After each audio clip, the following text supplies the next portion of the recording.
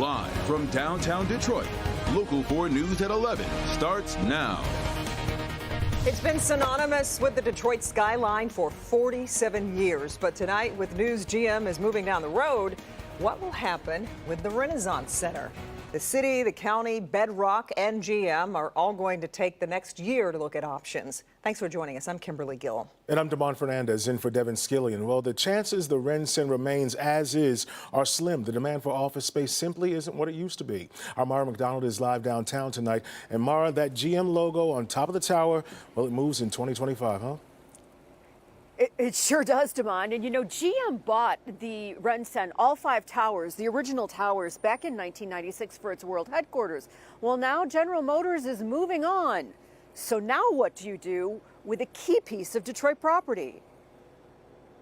As the final beam goes up on the new Gilbert Hudson's tower, Bedrock lands its big tenant. General Motors is moving down Woodward to anchor the new building. In 2025, GM will be relocating its world headquarters to the beautiful new building we are in right now. What GM is not doing is dumping its ownership of the Ren Center. But the big question, what to do with the behemoth that is intertwined with the city's skyline? The building went up in 1977, designed by Atlanta-based architect John Portman. Fast forward to today, the need for Class A office space has dwindled. According to Newmark, the office vacancy rate in Metro Detroit is 22.3%. And I know that with GM and Bedrock and the county and the city working together, we are going to find the right solution for the long-term use of the Renaissance Center, which sits on valuable riverfront land.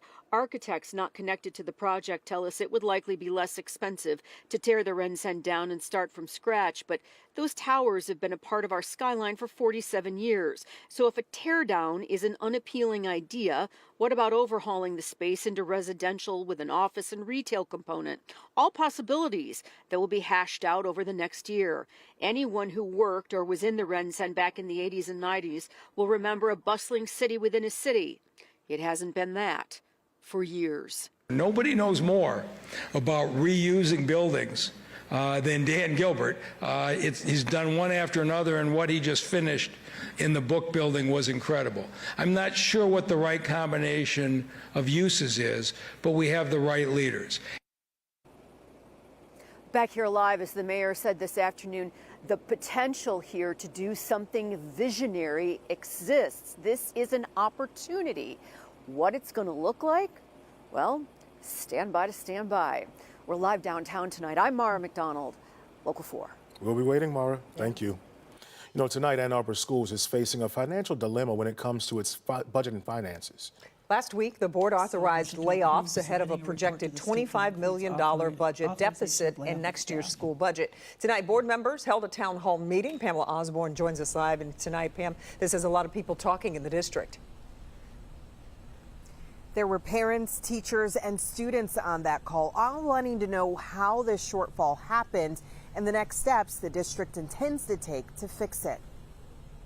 We are also doing everything we can to understand what happened so that we can make sure that nothing like this ever occurs again. Interim Superintendent Jazz Park says part of understanding what's happened includes a third-party audit, which is taking place right now. Ann Arbor Public Schools says enrollment is down, staffing was up, and so is inflation affecting operational costs. It's left the district in a tough spot. Our plans is to reduce our spending next year by $25 million. The district is cutting jobs in the central office and administration. There's a hiring freeze, and the district is also renegotiating contracts with vendors and looking to see if it can sell vacant properties. Next year, we will be, if we're successful in doing that, we will be adding to our fund balance and bringing it from 2% to approximately 5.75, 5.76.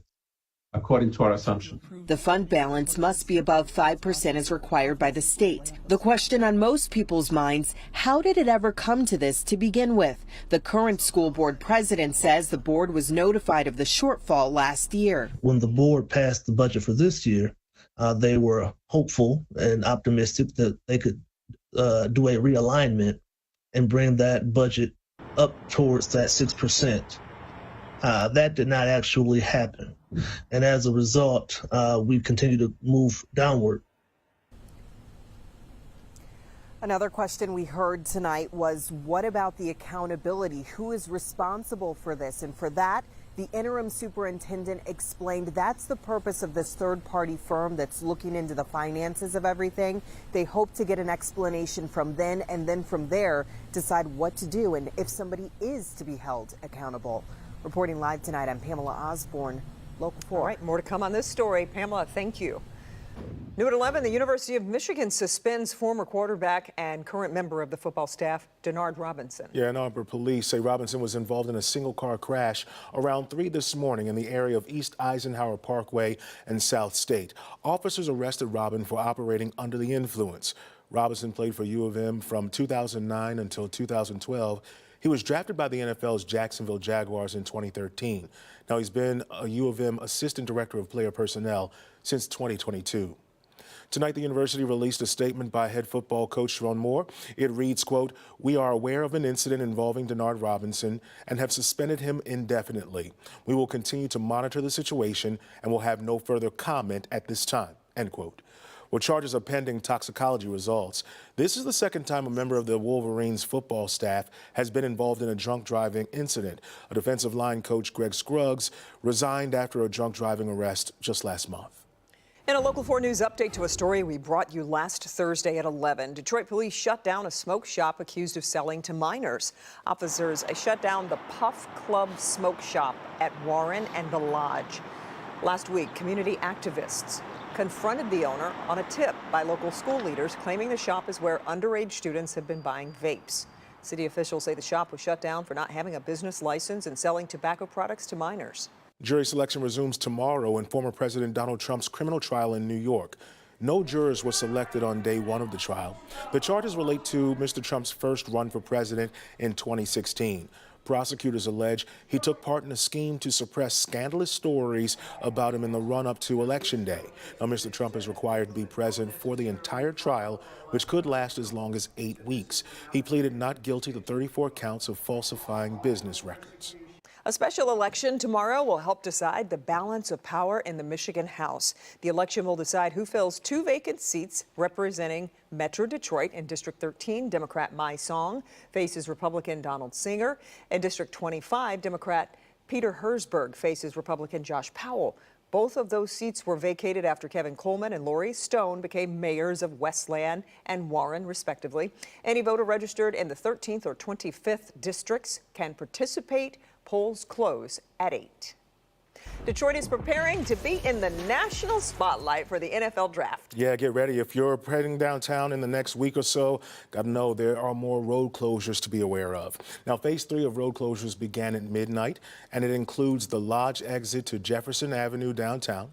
Westbound Jefferson is shut down from Beaubien to Washington, and eastbound Jefferson from Washington to Randolph. Bates Street from Jefferson to Atwater from Civic Center Drive to Bates, and finally southbound Brush between Larned and Jefferson is also closed to traffic. This is in addition to the first 2 phases of closures, which are still in effect, so be prepared. Now, the NFL draft is also shifting court operations at the Coleman A. Young Municipal Center. All Third Circuit court operations at the Municipal Center will be moved to the Frank Murphy Hall of Justice, the Lincoln Hall of Justice, and Penobscot Building from April 22nd to the 26th. All right, an absolutely gorgeous day. Yeah. Really nice weekend as well, as we take a live look at downtown Detroit. And we got some changes on the way, but we could really get spoiled and used to these 80-degree days so early in spring. That's the truth. All right, Kim Adams is here. Kim, how are things looking tonight? Well, it doesn't look like we'll be in the 80s anytime soon, but we're still above average. Even right now, temps are in the upper 50s. Our normal high that we should hit around 4 o'clock in the afternoon is the same temperature it is right now out in Howell and Flint in the upper 50s. So it's definitely a mild night here in Metro Detroit. A little cooler, though, than it was just 24 hours ago by about 10 degrees in Monroe, 11 degrees cooler than it was at 11 o'clock last night out at Metro Airport. Tomorrow, we get into the 60s once again. So 49 in the morning, we'll have a lot of sunshine. If you have things that you'd really like to get done outside and you need it to be dry, tomorrow's the last chance you'll have, because tomorrow night and on Wednesday we do have a chance for some showers. But tomorrow will be a nice day with sunshine, those temps getting into the 60s. So if you are headed to the Rangers-Tigers game, it's beautiful. Sunshine, temps will be anywhere from 59 at noon all the way to 64 by 4 o'clock. So weather story looking nice for Tuesday, chance of rain and the possibility of some storms for Wednesday. We'll talk about that coming up.